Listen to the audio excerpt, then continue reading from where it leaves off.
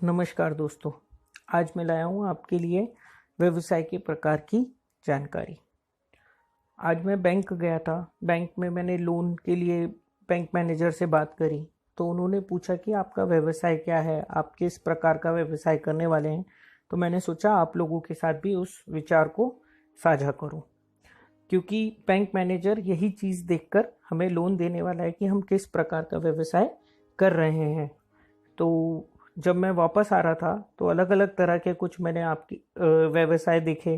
जैसे एक चॉकलेट बनाने की दुकान थी, जहाँ पे चॉकलेट वो जो दुकानदार था वो बनाता था। उसके बाद एक दुकानदार था जो फल बेचता था। एक और दुकानदार मैंने देखा जो ड्राइविंग स्कूल चलाता था, मतलब ड्राइविंग स्कूल था, दुकानदार तो नहीं था लेकिन ड्राइविंग स्कूल चलाता था वो कुछ। उसके बाद अचार बनाने वाले की दुकान थी जो अचार बनाकर बेचता था अपनी दुकान से ही। उसके बाद एक कपड़े बेचने की दुकान थी जो बाजार से कपड़ा खरीद के लाता था और थोड़ा मुनाफा कमाकर उसे बेच देता था।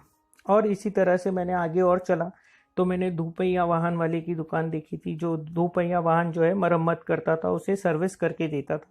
इसी तरह से मैं आगे चलता गया और अलग अलग तरह की दुकानें मिली।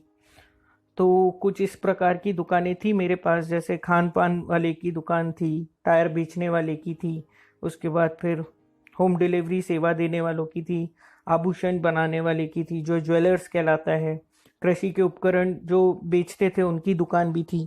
उसके बाद इवेंट मैनेजमेंट कंपनी वालों का था, दूध डेयरी थी, किताबें थी, किताब बेचने वाले की दुकान थी, और वरिष्ठ नागरिक केंद्र था जहाँ पे वरिष्ठ नागरिकों को कुछ न कुछ सेवा दी जाती है।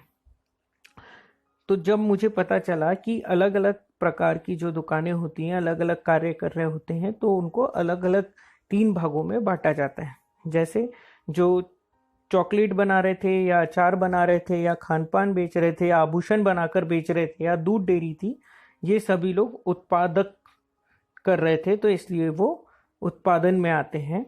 उसके बाद जो लोग व्यापार कर रहे थे, मतलब सिर्फ लाकर और बेच रहे थे, वो लोग बेचने में आते हैं।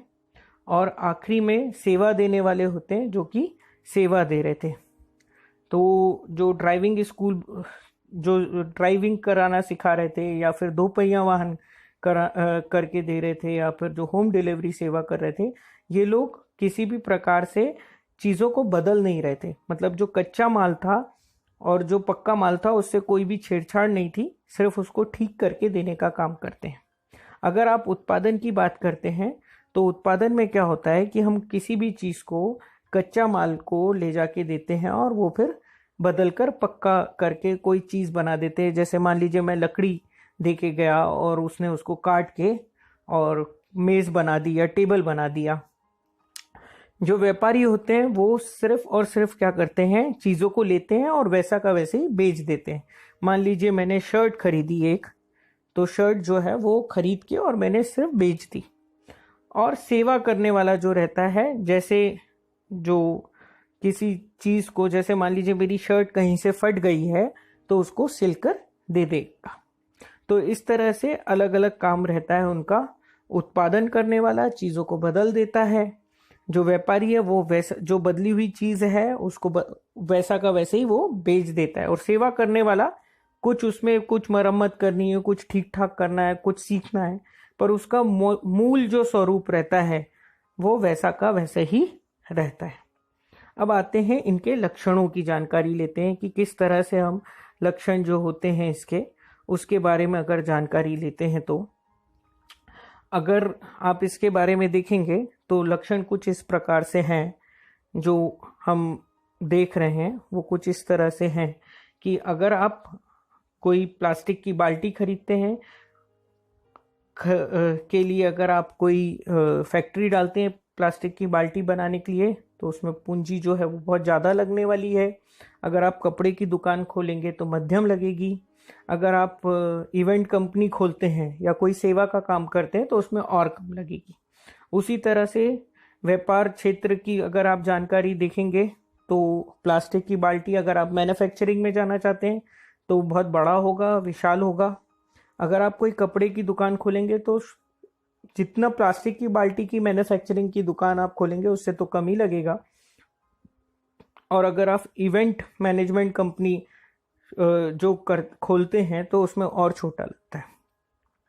योग्य स्थान अगर आप देखते हैं तो औद्योगिक क्षेत्र में अगर आप खोलते हैं तो उसमें बहुत कम लगेगा। अगर आप जो कपड़ा की दुकान खोलते हैं तो उसमें शायद कोई स्थानीय बाजार में आप अपनी दुकान खोल सकते हैं। और इवेंट मैनेजमेंट कंपनी के लिए आप घर से भी काम कर सकते हैं या फिर एक छोटा ऑफिस बना सकते हैं, वहां से भी आप उसको काम कर सकते हैं। लेकिन इवेंट मैनेजमेंट कंपनी अगर आप खोलते हैं तो जितना आपको जगह शायद प्लास्टिक की बाल्टी के लिए जो औद्योगिक क्षेत्र बनाने में लगेगा, उससे बहुत कम जगहों में आप अपनी इवेंट मैनेजमेंट कंपनी खोल सकते हैं। कर्मचारी की संख्या की अगर बात करते हैं तो अगर आप प्लास्टिक की बाल्टी की अगर आप जो प्लास्टिक की बाल्टी बेचने के लिए अगर आप कोई एक उद्योग स्थापित करते हैं तो उसमें बहुत ज़्यादा लोग लगेंगे। अगर आप कपड़े की दुकान खोलते हैं तो उसमें शायद और कम लगेंगे, और इवेंट मैनेजमेंट कंपनी में और कम लग सकते हैं। उसी तरह से वितरण, मतलब आप अपना सामान ग्राहकों तक कैसे पहुंचा सकते हैं। अगर प्लास्टिक की जो बाल्टी बना रहा है तो वो थोक बाजार में उसको बेच सकता है या खुदरा व्यवसाय विक्रेता के पास उसे बेच देगा। जो कपड़े की दुकान है वो भी खुदरा व्यापारी के पास दे सकता है या खुद बेच सकता है या सेल्समैन को रख सकता है। और अगर आप इवेंट मैनेजमेंट की बात करते हैं तो वो सीधे जो ग्राहक है उन तक डायरेक्ट दे सकते हैं, उनको बीच के स्रोतों की जरूरत नहीं पड़ेगी। अगर आप जटिलता की बात करते हैं तो जो वित्तीय प्रबंधन की बात करेंगे तो बहुत ज़्यादा पैसा चाहिए किसमें, जब आप प्लास्टिक की बाल्टी की अगर मैन्युफैक्चरिंग करना चाहते हैं या फिर आप कह सकते हैं कि आप खुद का कोई उद्योग डालना चाहते हैं, तब आपको बहुत ज़्यादा पैसा चाहिए। लेकिन अगर आप कपड़े की दुकान खोलेंगे तो शायद उससे कम चाहिए। और इवेंट मैनेजमेंट की अगर आप कंपनी खोलना चाहते हैं तो सबसे कम चाहिए होगा। अगर आप अपना नया व्यवसाय शुरू करना चाहते हैं तो मैं आपको यही आग्रह करूंगा कि आप सेवा से शुरू करें। कुछ छोटी चीज़ खोलें, पहले आप सर्विस करें और ज़्यादा अपने आप को निपुण करें बिजनेस करने में।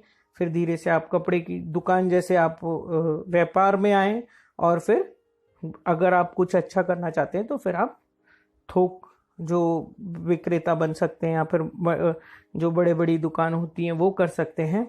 और अगर और बड़ा आपको करना है तो आप खुद की एक मैन्युफैक्चरिंग यूनिट भी डाल सकते हैं। धन्यवाद। आशा करते हैं आपको ये सेशन पसंद आया होगा।